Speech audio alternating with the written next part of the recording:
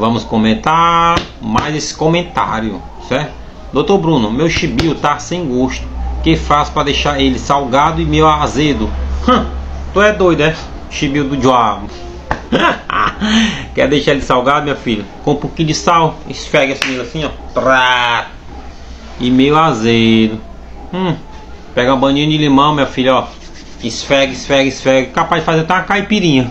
Ora, tu é doido, é? Priquito diabo desse.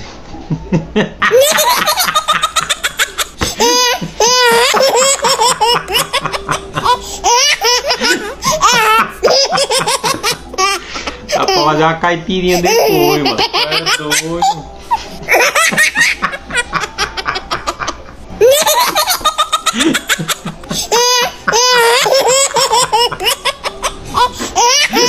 Liga pro SAMU agora.